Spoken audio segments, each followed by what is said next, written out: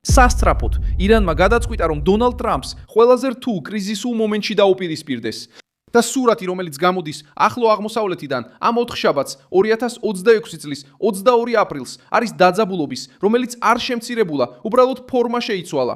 ცეცხლის შეწყვეტის შეთანხმება, რომელიც დასრულებასთან ახლოს იყო, შეერთებულმა შტატებმა გაახანგრძლივა, მაგრამ თეირანმა არ მისცა ვაშინგტონს ის უკანდახევის სიგნალი, რომელსაც ელოდნენ.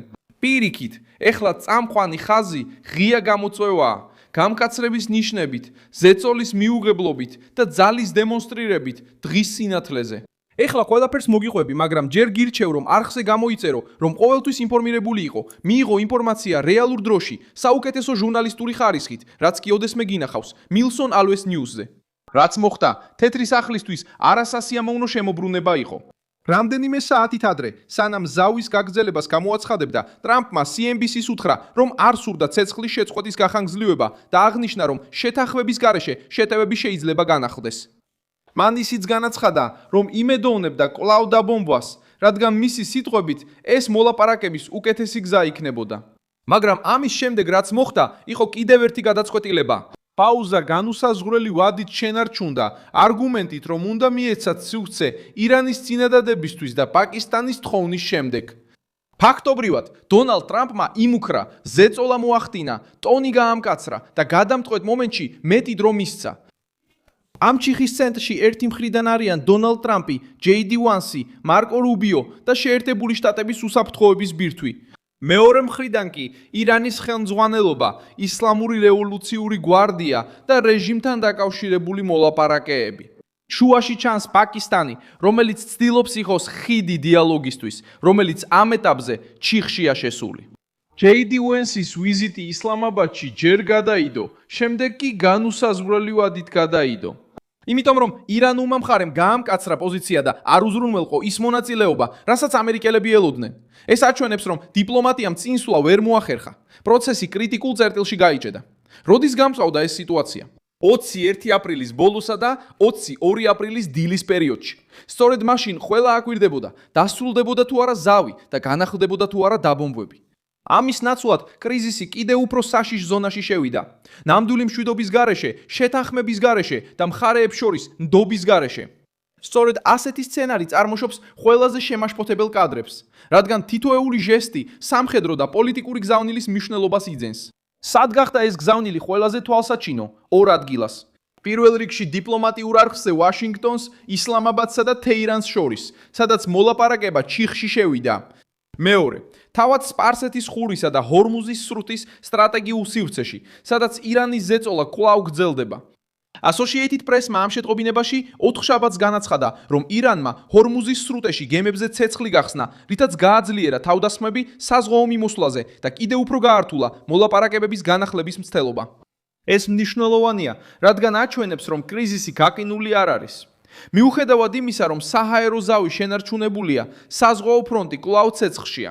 როგორ წამოაყენა ირანმა ეს გამოწვევა? პირველ რიგში ზეწოლის ლოგიკის უარყოფით.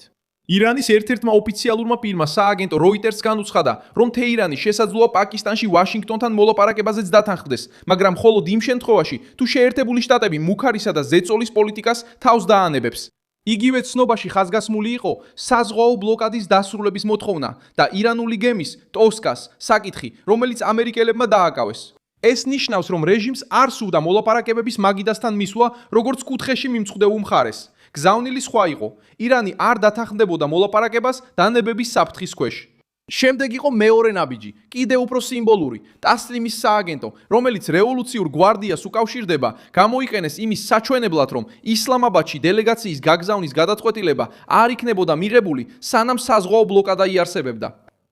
Axios-მა ასევე გაავრცელა ინფორმაცია, რომ თავად ტასნიმმა პაკისტანელი შუამავლების მეშვეობით აცნობა, რომ ირანული გუნდი 4 შაბათის რაუნდში არ მიიღებდა მონაწილეობას და პერსპექტივას ვერ ხედავდა. მარტივი ენით რო ვთქვათ, თეირანმა გადაწყვიტა არ ედევნა ამ საუბარს. მან პირიქით მოიქცა, ვაშინგტონი პასუხს ელოდოდა, პროცესი შეაჩერა და გამოცადა, რამდენად შორს წავიდოდა მეორე მხარე მუქარის შენარჩუნებაში. ირანი დონალდ ტრამპს ეწინააღმდეგება, რადგან შეამჩნია ყოყმანი. ტრამპს ადრე უთქვამს, რომ გაგრძელება არ სურდა. მან ძალაზე ისაუბრა, თავდასხმების განახლებაზე, თქვა, რომ დრო ამოიწურა, მაგრამ გადამწყვეტ მომენტში ზავი გაგრძელდა. ეს კონტრასტი ძალიან მნიშვნელოვანია. ირანის რეჟიმისთვის და რევოლუციური გვარდიისთვის SDI-ისთვის ეს შეიძლება აღქმულიყო როგორც ნიშანი იმისა, რომ ამერიკული მუქარა ჯერ კიდევ არ აშინებს მათ, მაგრამ ეს ავტომატური არ არის. და როდესაც მეორე მხარეს ეჭვი ეპარება, რომ თავდასხმა შეიძლება არ განხორციელდეს, ის როგორც წესი ზრდის ფსონს. სამხედრო ესკალაციის ნიშნებიც გაიზარდა. Reuters-მა 19 აპრილს გაავრცელა ინფორმაცია, რომ ირანი უფრო სწრაფად აღადგენს და ანახლებს რაკეტებისა და დრონების გამშვებ დანადგარებს, ვიდრე ომამდე. ამის შესახებ განაცხადა რევოლუციური გვარდიის აეროკოსმოსური ძალების მეთაურმა, როგორც ამას ავრცელებს Milson Always News-ი. ეს პატარა დეტალი არ არის. ეს ნიშნავს, რომ მიუხედავად მიღებული თავდასხმებისა, რეჟიმის გაშვების მექანიზმი კვლავ აქტიურია, აღდგება და კვლავ მზადყოფნაშია გამოშია გამოსაყენებლად.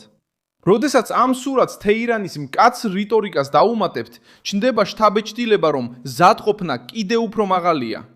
ამავე დროს გავრცელდა ვიდეოები და ცნობები, სადაც ნაჩვენებია მძიმე რაკეტები, რომლებიც ქალაქის ქუჩებში და საჯარო ღონისძიებებზე გამოიფინა, როგორც პროვოკაციისა და სიმტკიცის დემონსტრაცია.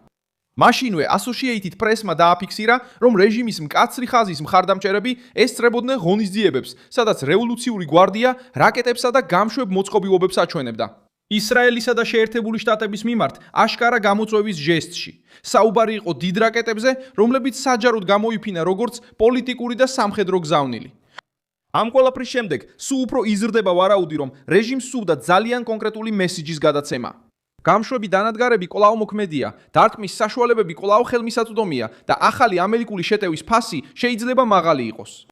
სხვა სიტყვებით რომ ვთქვათ, რეჟიმს სურდა რომ სოფლიომ დაენახა რაკეტები, სურდა რომ ვაშინგტონს ცოდნოდა, ისინი ისევ იქ არიან და სურდა ეჭვი იარაღად ექცია. ამ შემთხვევაში ეჭვი თითქმის ისეთივე ფასეულია, როგორც თავად გასროლა, რადგან ის ზრდის შიშს, აფერხებს გადაწყვეტილებებს და ზეწოლას ახდენს მოწინააღმდეგეზე მანამ, სანამ რაიმე შეტევა მოხდება. ამერიკის შეერთებული შტატების მხრიდანაც აშკარა იყო მზადების ნიშანი. დონალდ ტრამპმა განაცხადა, რომ სამხედროები მზად იყვნენ მოქმედებისთვის.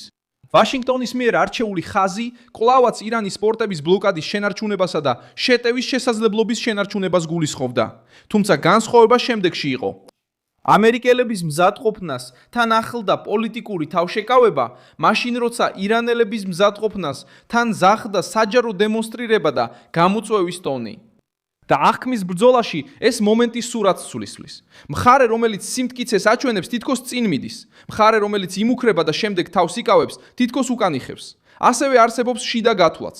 რეჟიმი დაყოფებს, ზეწოლასა და გამოფიტვას აწყდება, მაგრამ სწორედ ამიტომ რევოლუციური გვარდია ასეთ მომენტებში უფრო ხმამაღლა ლაპარაკობს. როდესაც მკაცრი ფრთა გრძნობს, რომ მოწინააღმდეგე ოკმანობს, ამას იყენებს იმისთვის, რომ ნაკლები დათმობა და მეტი დაპირისპირება დაიცვას. Axios-მა გაავრცელა ინფორმაცია, რომ წყაროები ირანის დაგვიანებას უკავშირებდნენ გვარდიის ზეწოლას, რათა უფრო მკაცრი ხაზი შეენარჩუნებინათ საუბრის გარეშე, სანამ ბლოკადა გაგრძელდება. ეს დეტალი პასუხისგაცემაში გვეხმარება თუ რატომ? სირთულე მხოლოდ გარე არ არის. ის ასევე ემსახურება ძალაუფლების გადანაწილებას თავად ირანში, აძლიერებს იმ სექტორებს, რომლებიც მუდმივი დაპირისპირებით ცხოვრობენ. შედეგი კი ფეთქებადია. ირანმა წარმოაჩინა იმ რეჟიმის სახე, რომელიც მიუხედავად იმისა, რომ დაჭრილია, ჯერ კიდევ აქვს საშუალებები შეაშინოს, შეაფერხოს, გამოიწვიოს და გაზარდოს კრიზისის ფასი.